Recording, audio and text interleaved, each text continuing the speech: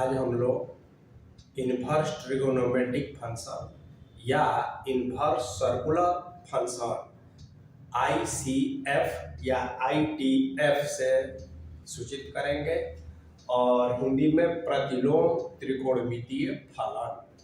तो सबसे पहले हम ये देखेंगे फंक्शन और इन्वर्स फंक्शन।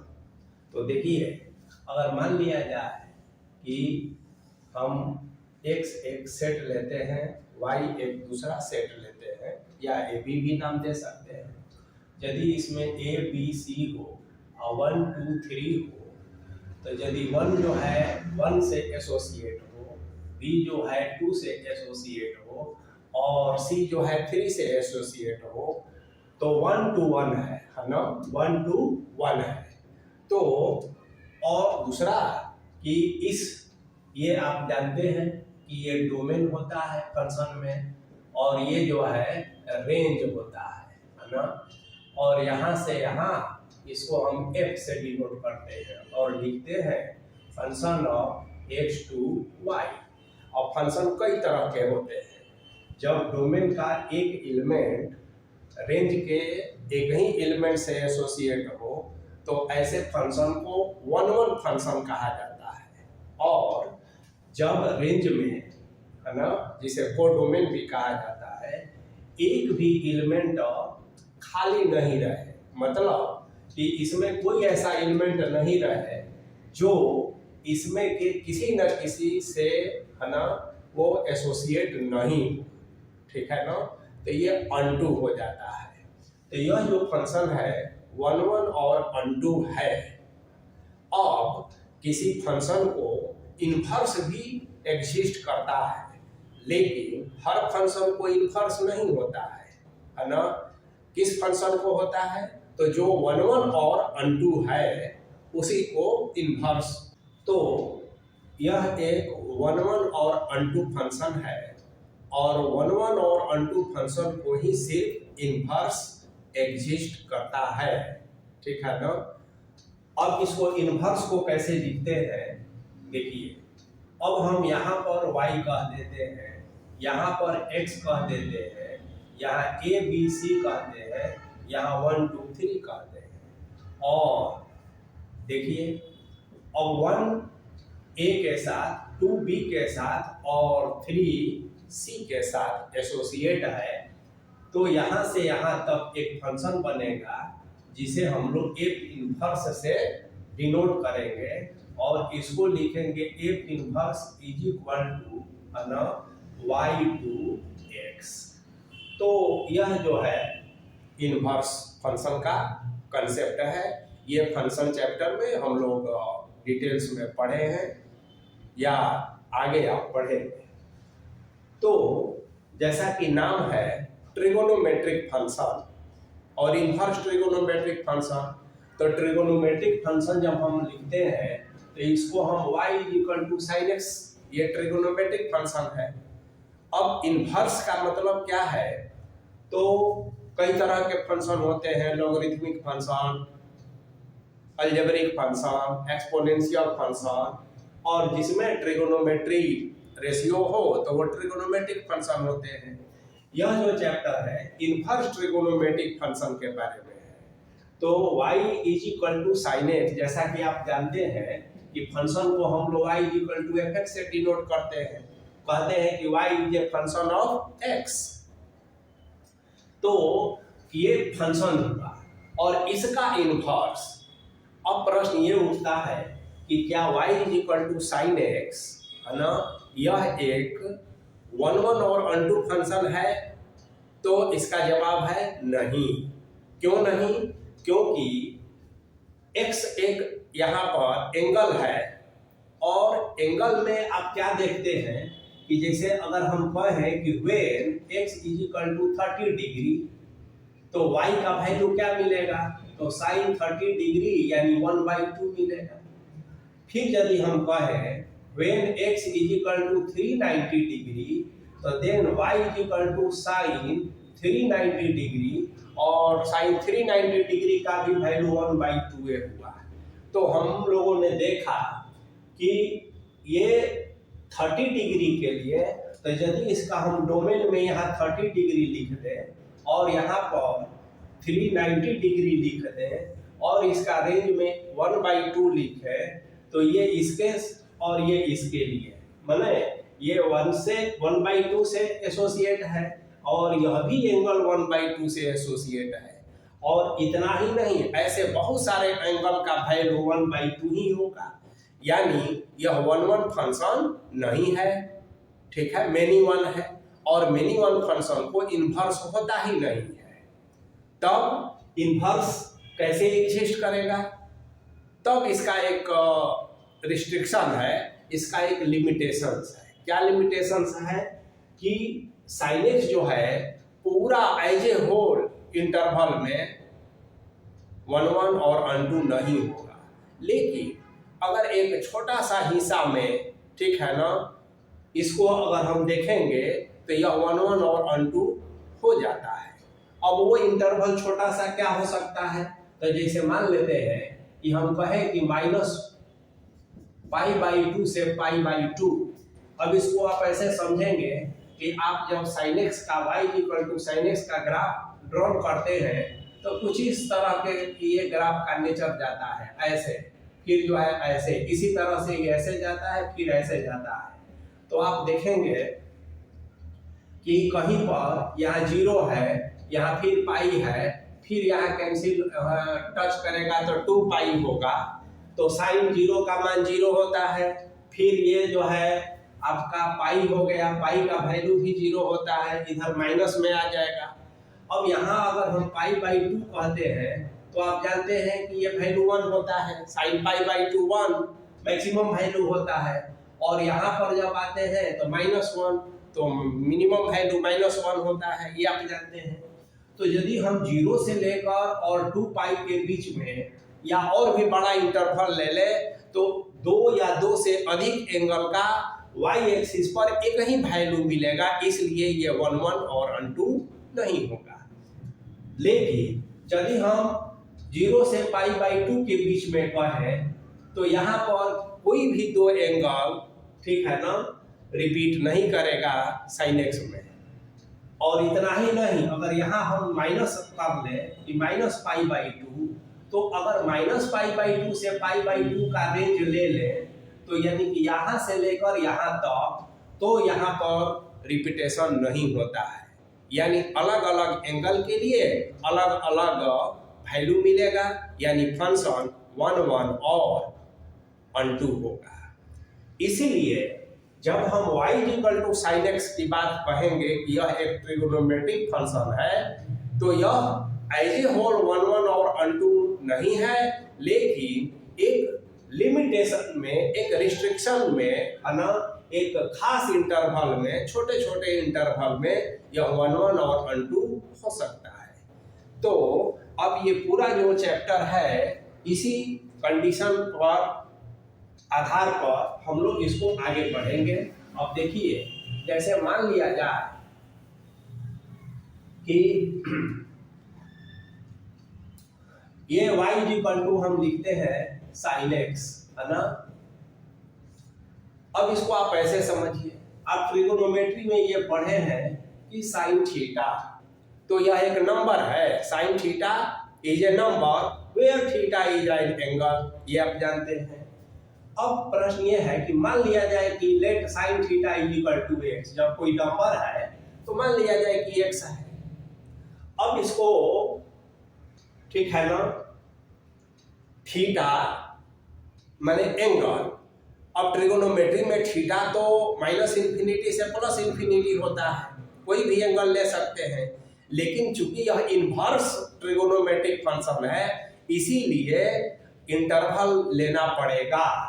तो इंटरवल हमारा क्या होगा? तो मान लिया जाए कि थीटा बिलोंग्स टू -π/2 से π/2, इसको क्लोज इंटरवल कहा जाता है। इसको ऐसे लिख सकते हैं आप, π/2 से -π/2, और ऐसे ऐसे और आगे भी इंटरवल मिलेंगे, नेगेटिव में भी मिलेंगे, जहां पर 1 और अनटू होगा। तो इस खास इंटरवल के लिए ही हमको काम करना है और इस बात का हमेशा ध्यान रखना है। तो देखिए, अब ये sine theta is equal to x है तो इसको हम ऐसे लिख सकते हैं, थीटा को इधर ही रखें और इसको साइन लेकर -1 लगाकर यहाँ x कर दें, ठीक है ना। तो ऐसे कहेंगे कि इफ, यहाँ कह दीजिए, if sine theta is equal to x then theta is equal to sine inverse x। तो पढ़ेंगे साइन, है ना, इनवर्स x, या इसको ऐसे भी पढ़ते हैं r साइन x, और इसको लिखेंगे r साइन x। अब यह भी लिखने का तरीका है और यह भी लिखने का तरीका है, ये ज्यादा पॉपुलर है। तो ये साइन इनवर्स x जो है, ठीक है, इनवर्स ट्रिगोनोमेट्रिक फंक्शन हुआ।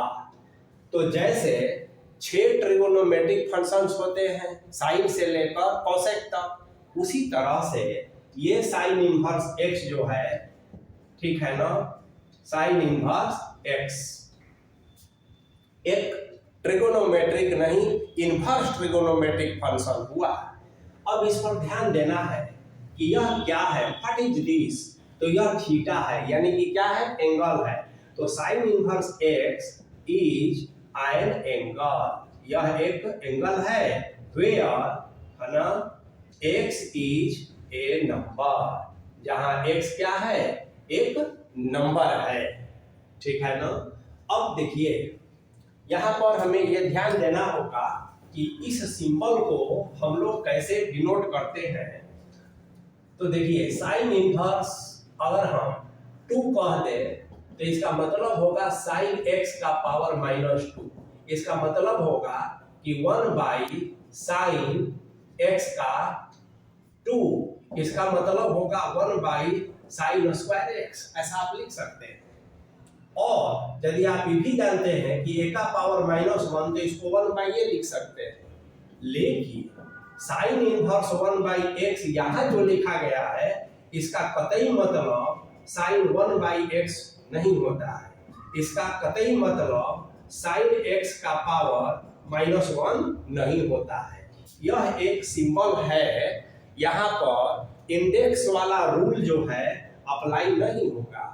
ये -1 के जगह पर कोई और नंबर रहे तो वो इंडेक्स वाला रूल अप्लाई होगा, लेकिन यह एक सिंबल है जिसे हम लोग इनवर्स ट्रिगोनोमेट्रिक फंक्शन कहते हैं और इसको इसी रूप में हमेशा लिखा जाएगा। अब देखिए जैसे मान लिया जाए कि अब बात है कि डोमेन और रेंज का है, कि जैसे आपने देखा कि अगर मान लेते हैं कि साइन थीटा एक ट्रिगोनोमेट्रिक फंक्शन है, तो यहाँ पर साइन थीटा का वैल्यू जैसा आप जानते हैं +1 से, है ना, -1 के बीच में होता है, ये ट्रिगोनोमेट्री में पढ़े हैं।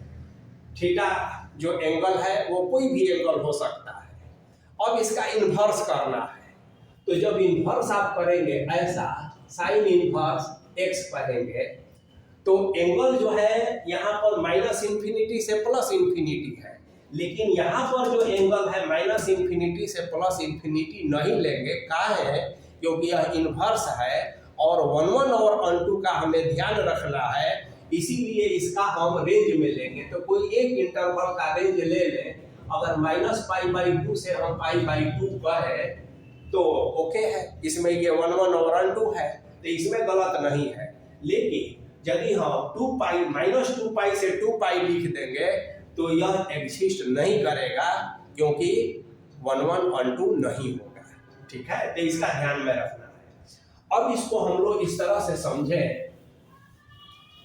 कि यदि हम ट्रिगोनोमेट्रिक में जो कंडीशंस जानते थे, तो ट्रिगोनोमेट्रिक में जैसे अगर हम साइन थीटा कहते हैं तो sine theta equal to x कहते हैं, दोनों एक ही बात है। अब अगर इसका इस डोमेन क्या है, तो इसके डोमेन को आप लिखते हैं, डोमेन माने थीटा का वैल्यू, तो इसका डोमेन क्या लिखेंगे, तो -∞ से, ठीक है ना, और +∞ के बीच में कोई, माने एनी रियल एंगल इसका डोमेन होगा। और इसका रेंज कितना होगा जी, तो -1 से 1 के बीच में होगा। इसको आप ऐसे समझिए कि यहाँ पर हम -इंफिनिटी से +इंफिनिटी कोई भी सेट का एंगल ले सकते हैं, लेकिन इसमें जो मान आएगा वो -1 से +1 और इसके बीच में, और जितने मान है केवल 2 ही नहीं है, इसके बीच में है। तो यहाँ पर इंटरवल समझिए ऐसा मान आएगा। अब हम इन्वर्स करते हैं, तो जैसे ही हम इन्वर्स कर देंगे तो यहाँ साइन इन्वर्स x कह दिए, ठीक है ना, इन्वर्स ट्रिगोनोमेट्रिक हो गया। तो इसका डोमेन अब बदल जाता है, ठीक है ना। तो डोमेन क्या हो गया, अब वैल्यू हो गया। तो अभी -1 से लेकर +1 इसका डोमेन हो गया, यानी -1 से 1 इसका डोमेन हो गया। और इसका रेंज में क्या हो जाएगा, तो एंगल हो जाएगा, लेकिन -इंफिनिटी से +इंफिनिटी नहीं, -π/2 से +π/2 वाला सेट लेंगे। इसके बाद वाला भी सेट मिलेगा, लेकिन इसी को हम प्रिंसिपल कहेंगे, है ना। ये प्रिंसिपल सेट होगा, तो इसको हम यहाँ पर कह देंगे कि -π/2 से π/2। तो ये बदल गया, जिसका ट्रिगोनोमेट्रिक का जो डोमेन था वह इन्वर्स ट्रिगोनोमेट्रिक का रेंज हो गया, और जो ट्रिगोनोमेट्रिक का रेंज था वह इन्वर्स ट्रिगोनोमेट्रिक का डोमेन हो गया। चलिए, तो देयर आर 6 ICF, है ना, namely sine inverse x, cos inverse x, tan inverse x, cot inverse x,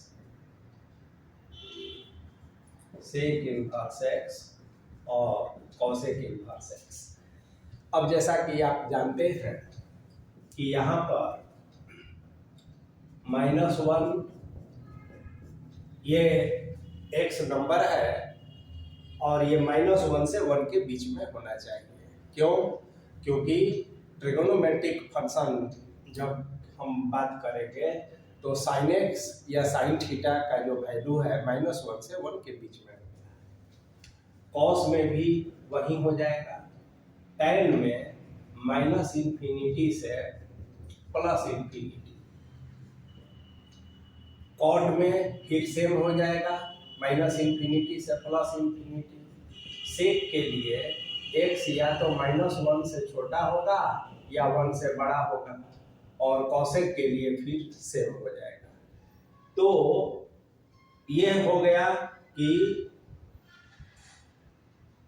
जो इन्वर्स ट्रिगोनोमेट्रिक फंक्शंस हैं, तो x जो नंबर है तो इसका वैल्यू को ये बता रहा है।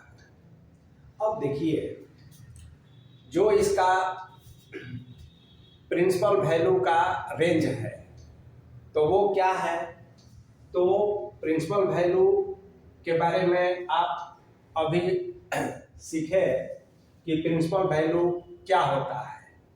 तो प्रिंसिपल वैल्यू का रेंज भी हमें जानना होगा। तो आइए देखते हैं कि प्रिंसिपल वैल्यू का रेंज क्या होता है। मान लिया जाए कि हम कहते हैं कि साइन इनवर्स 1/2, तो साइन में कितने डिग्री का मान 1/2 होता है, तो आप कहेंगे 30 डिग्री, यानी π/6 रेडियन, या आप कहेंगे 390 डिग्री, और भी बहुत सा ऐसा एंगल है जिसका मान 1/2 ही होता है। तो ये साइन इनवर्स सर्कुलर कहिए या आर्क साइड एक्स कहिए, तो ये मेनी वैल्यूड होते हैं। तो इसके बहुत सारे मान मिल रहे हैं, तो किस मान को हम प्रिंसिपल मान, मुख्य मान कहेंगे, प्रिंसिपल वैल्यू कहेंगे।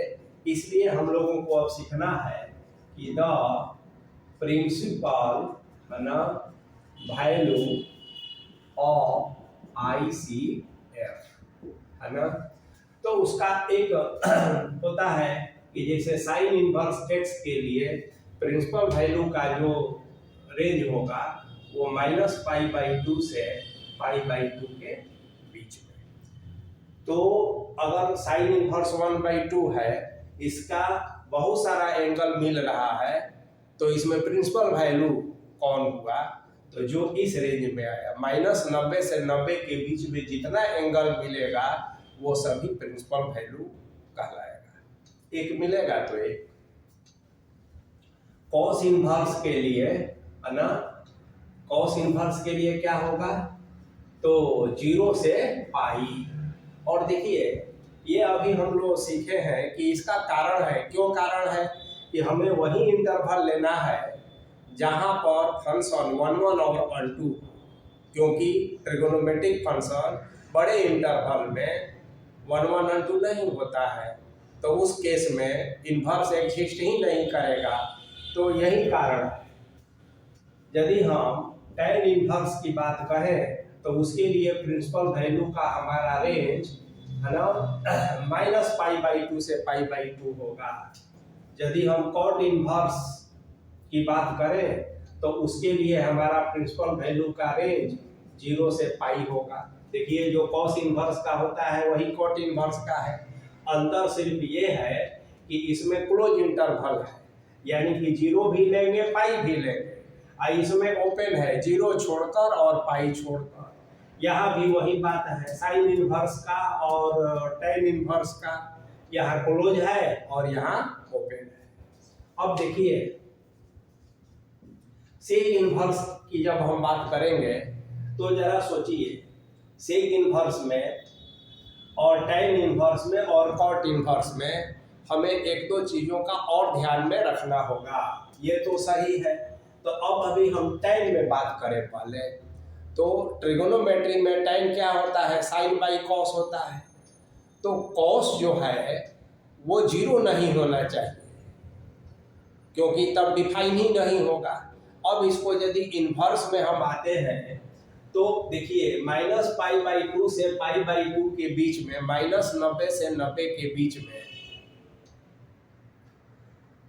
कुछ ऐसे भी एंगल मिलेंगे, ठीक है ना, कि उसके लिए यह अनडिफाइंड हो जाएगा। तो वो कौन सा एंगल होगा, इस पर आप लोग को सोचना है। तो -π/2 से π/2 में क्या करें? तो इसके लिए कोई ऐसा लिमिटेशन नहीं है, क्योंकि tan 0 के लिए भी 0 एक वैल्यू मिलेगा, तो इसमें हम कुछ नहीं करेंगे, ठीक है ना। अब आइए cot इनवर्स, तो cot इनवर्स के लिए क्या है? 0 से पाई, इसमें भी कोई समस्या नहीं है। अब सेक इनवर्स की यदि हम बात करें तो देखिए ध्यान से, सेक इनवर्स का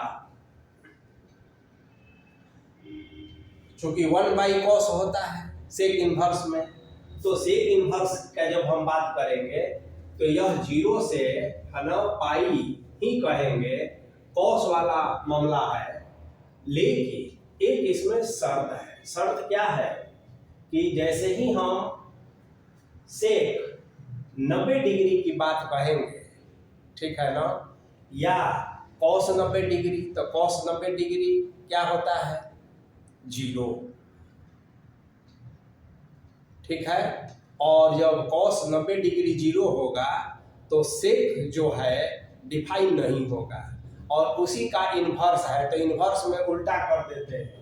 तो इसमें से एक एंगल आपको हटा देना होगा और वो π/2 हटा देना होगा, क्योंकि इसके बीच में π/2 भी आएगा और π/2 के लिए यह डिफाइन ही नहीं होगा। तो ये याद रखना है।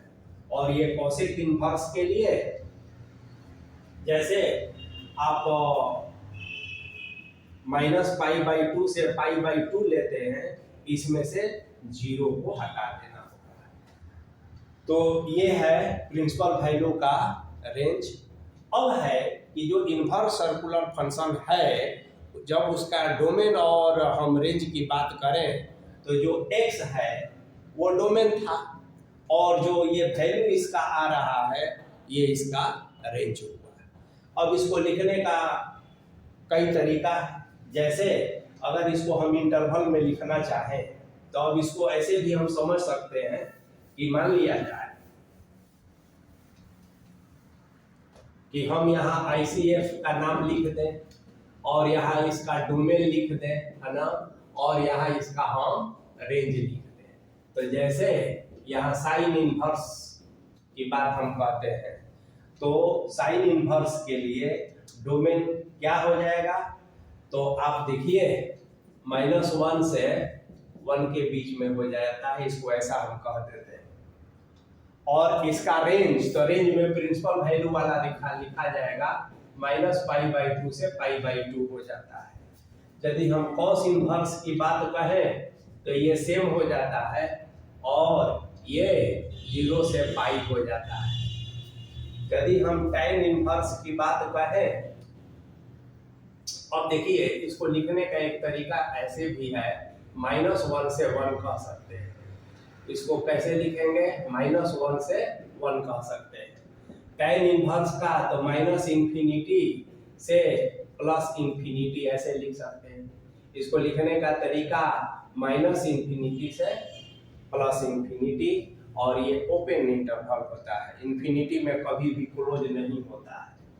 तो ये tan इनवर्स का हुआ है। और इसका रेंज जब लिखना होगा तो -π/2 से π/2 लिख देंगे। यदि हम cot इनवर्स की बात कहें तो इसका भी रेंज -∞ से ∞ हुआ।